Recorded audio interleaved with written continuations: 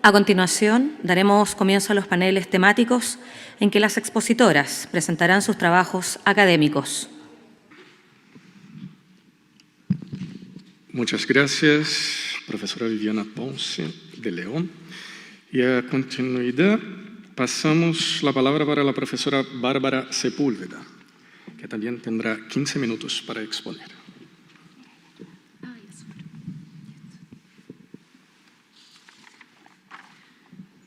Buenos días. Para mí también es un honor poder compartir esta instancia, no solo con grandes exponentes del derecho público, sino además es un lujo poder ser parte de un encuentro, de un seminario con tantas profesoras a las cuales uno admira, sigue además todos sus trabajos e investigaciones. Normalmente yo hago esta presentación al revés, es decir, lo que yo hago es mostrar cómo las mujeres hemos devenido en una ciudadanía de segunda clase y cómo esto tiene muchísimo que ver con cómo nosotras concebimos el derecho público y el derecho constitucional en particular. En esta ocasión voy a partir en la premisa de que somos ciudadanas de segunda clase y que esta ciudadanía de segunda clase tiene que ver con una posición que tienen las mujeres en la sociedad, que se ha configurado históricamente a través de la negación del acceso a ciertos derechos, pero también en la falta de reconocimiento de la subjetividad genérica de las mujeres como sujetas de derechos en igualdad de condiciones que los hombres. También tiene relación con la exclusión total o parcial de la vida pública que han tenido las mujeres y de la participación política, y además porque existe un tratamiento específico de las mujeres en el derecho público que además implica no solo la restricción de sus capacidades, sino también la restricción de esos mismos derechos. Bueno, en el derecho constitucional esto se ha traducido específicamente en una falta de reconocimiento de derechos específicos de las mujeres en la Constitución, en una falta de reconocimiento de derechos sociales y colectivos que para las mujeres también son muy relevantes, en que existe en nuestra Constitución un reconocimiento de derechos constitucionales mínimos. Es decir, también esta minimización tiene que ver con un enfoque individualista, profundamente individualista de los derechos. Y existe una indeterminación todavía, y existe esa discusión, ¿cierto?, respecto de la recepción del derecho interno, de la jerarquía de los tratados de derechos humanos. Existe una falta de paridad abrumadora en la administración del poder. Existe también una jurisprudencia constitucional que ha sido bastante resistente a reinterpretar los derechos fundamentales e históricamente también ha incidido en esta configuración de subalternidad de las mujeres en su posición jurídica, un rol que ha tenido el Tribunal Constitucional que ha sido altamente conservador. Nosotros sabemos que entre 1990 y el 2018 se ingresaron más de 15 proyectos de reforma constitucional. Solo uno de ellos ha sido aprobado hasta la fecha, que es la reforma de 1999, que establece la igualdad jurídica entre hombres y mujeres. Aquí los constitucionalistas sabrán que esa es una reforma formal que igualó a los hombres y las mujeres, estableciendo esta igualdad jurídica, pero además reemplazando la palabra hombres por personas. Esa fue la gran reforma constitucional de 1999. Entonces, propuestas para la igualdad de género en el marco constitucional. Vamos a hacer ahora el ejercicio de propuestas. Esta presentación tiene dos ejes fundamentales que surgen ante la reflexión de los contenidos de una constitución con equidad de género. Esto es la necesidad de, por un lado, de ampliar la gama, el carácter y el contenido de los derechos y garantías constitucionales, y por otro, de renovar y democratizar la institucionalidad actual. En primer lugar, vamos a ver la regulación constitucional de los derechos de las mujeres y la igualdad. A fin de incorporar la transversalidad de género en la Constitución, es preciso considerar varios aspectos tanto de forma como de contenido. Respecto a los aspectos formales, resulta fundamental que la incorporación de los derechos de las mujeres y la perspectiva de género en la Constitución esté redactada en un lenguaje de derecho constitucional no sexista.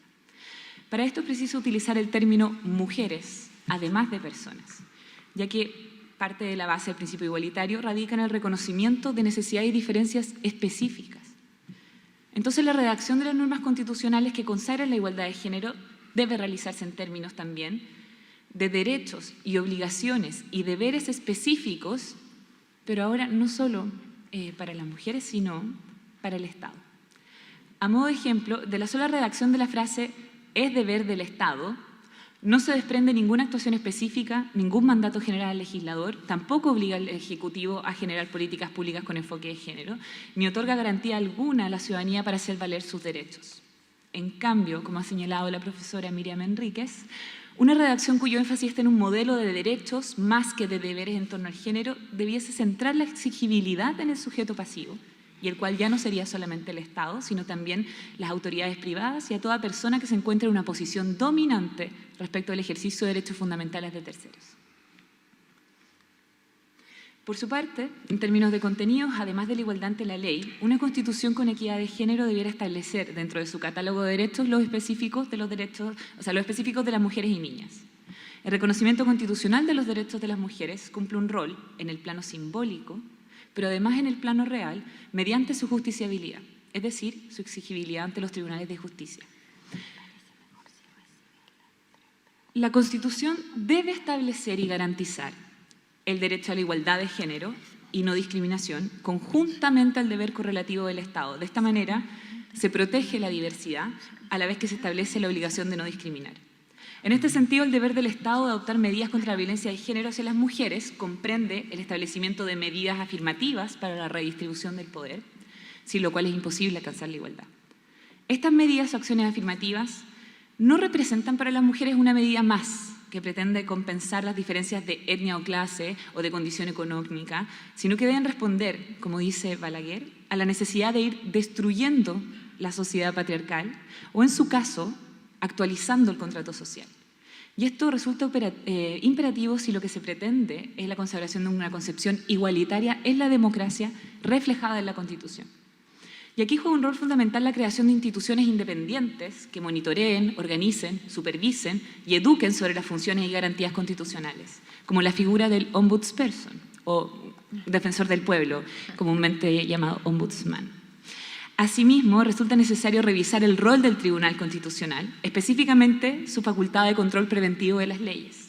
Su recaracterización podría apuntar al de un tribunal enfocado en los derechos fundamentales y en los derechos humanos, con énfasis en la inaplicabilidad por inconstitucionalidad en vez de su intervención en el proceso legislativo. También es determinante para la igualdad de género que se establezcan derechos sociales y colectivos. Se acaben las discriminaciones institucionales en salud, en la previsión, se reconozcan y garanticen la educación gratuita, laica y no sexista, asimismo que se garantice el derecho a la salud en general y a la salud reproductiva y sexual en particular. Este derecho está intrínsecamente relacionado con la libertad y la autonomía de las mujeres, el derecho a la privacidad, a la expresión diversa de la sexualidad humana y a la maternidad voluntaria. Más aún, es muy relevante fomentar la corresponsabilidad social del cuidado, promover la igualdad en las tareas domésticas, en el cuidado de los hijos, de las personas enfermas, de los adultos mayores, reconocer y valorar el trabajo doméstico no remunerado. El Estado y la sociedad deben avanzar hacia la organización y distribución social del cuidado para que todo el peso no quede radicado en las familias, ni exclusivamente, además sabemos que en las familias queda radicado especialmente en las mujeres. Sobre esto último resulta crucial que la Constitución y las leyes no reproduzcan estereotipos que exacerban el rol social de la maternidad y niegan la existencia de la mujer en tanto sujeto de derechos, para lo cual se requiere establecer límites y alcances claros del derecho a la vida. ¿De qué hablamos cuando hablamos del derecho a la vida?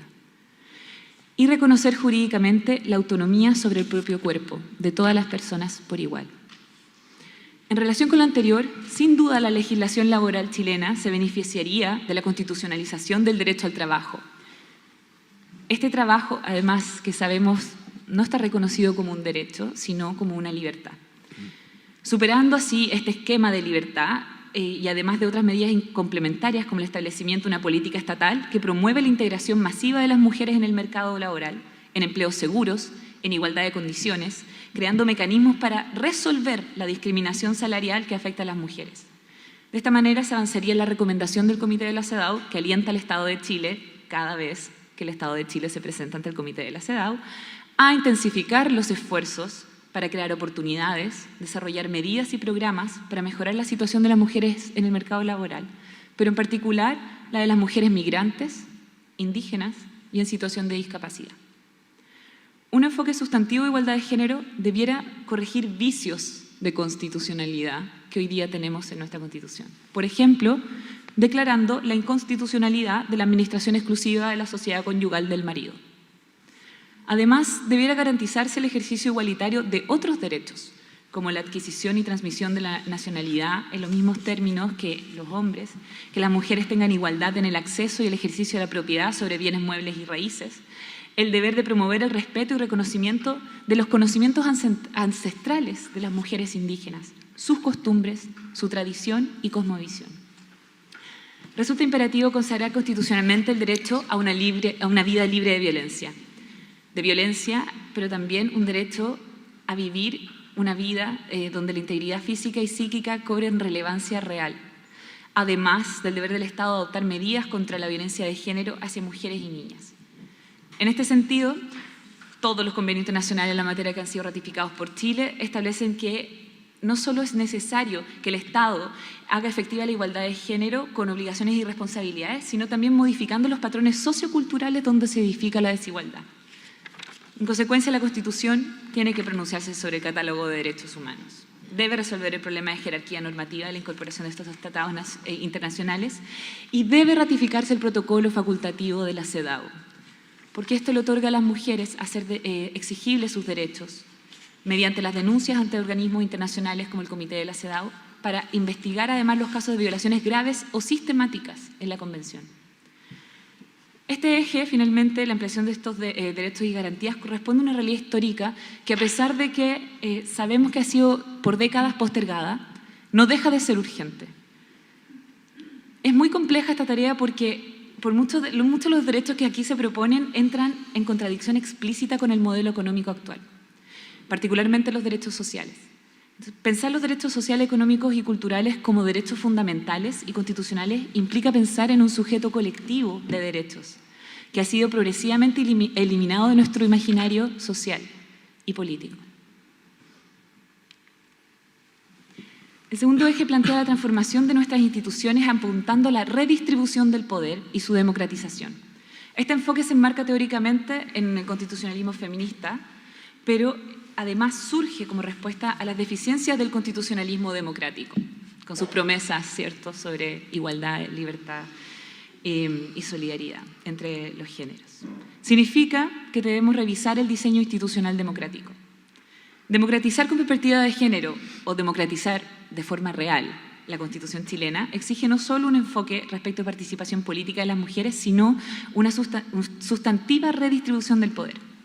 Y es aquí donde el término paridad cobra relevancia. La idea de la paridad en el poder asume diversas manifestaciones y últimamente se ha resignificado en el sentido de desprenderse de la idea restringida de que cuando hablamos de paridad solo hablamos de cuotas. Y aquí, por ejemplo, como explica la profesora Yanira Zúñiga, más que una estrategia correctora o afirmativa, la paridad es presentada como una estrategia de transformación que busca intervenir en el contexto socioinstitucional en que se realiza la discriminación a través de la reescritura del pacto social en clave de un nuevo pacto sexual, esta vez justo. La legitimidad de estos procesos de reforma que buscan la igualdad de género dependen del grado de participación de la ciudadanía y de igual participación tanto de hombres como de mujeres. Hoy día, además, resulta importante informar, educar a la ciudadanía sobre los mecanismos democráticos de consulta y de participación ciudadana. Y además, estas reformas deben apuntar a la igualdad en el acceso y ejercicio de cargos públicos y de los derechos políticos, acceder a ellos sin discriminación, profundizar las medidas afirmativas para favorecer el igual acceso a los cargos de elección popular, promover la participación y representación política equilibrada. Esto significa que no puede existir ningún organismo colegiado, ningún organismo público en la institucionalidad, en el diseño del Estado, donde el cargo esté ocupado por más de una persona, que no incorpore a las mujeres en forma paritaria. Y esto es lo que yo digo como en forma paritaria, trascendiendo la cuota de 40-60, superando el miedo al 50 y 50, superándole el miedo a ese 10%. Por lo tanto, se requiere este cambio completo en el ordenamiento del Estado. Se deben reformular las propias bases y principios del Estado, a fin de reorganizar y redistribuir el poder. Hay que ingresar en la sala de máquinas de la Constitución, como diría Gargarella. Se debe radicalizar la democracia con las orientaciones y propuestas que puedan construirse bajo la doctrina de un constitucionalismo feminista, comenzando porque no exista ninguno de estos órganos colegiados en la Constitución sin que tenga una composición paritaria de género. Finalmente, en mi opinión, el hecho de que estemos aún tan lejos de poder transformar y promover nuevas relaciones jurídicas y sociales con igualdad de género radica en que no hemos alcanzado aún un piso mínimo suficiente. Para que el principio de igualdad sea el punto de partida, es necesario que este se encuentre expresamente regulado en la Constitución, de forma extensiva y no minimizado, no en una forma restringida como actualmente está. Transversalizar el género del derecho público no debiera tener entonces como fin último solo la consideración de derechos fundamentales, de derechos humanos específicos y la incorporación de los derechos sociales, económicos y culturales, sino más bien repensarlo para desde ahí tener un punto de partida y proyectar las transformaciones normativas que deben irradiarse a todo nuestro sistema normativo. Muchas gracias.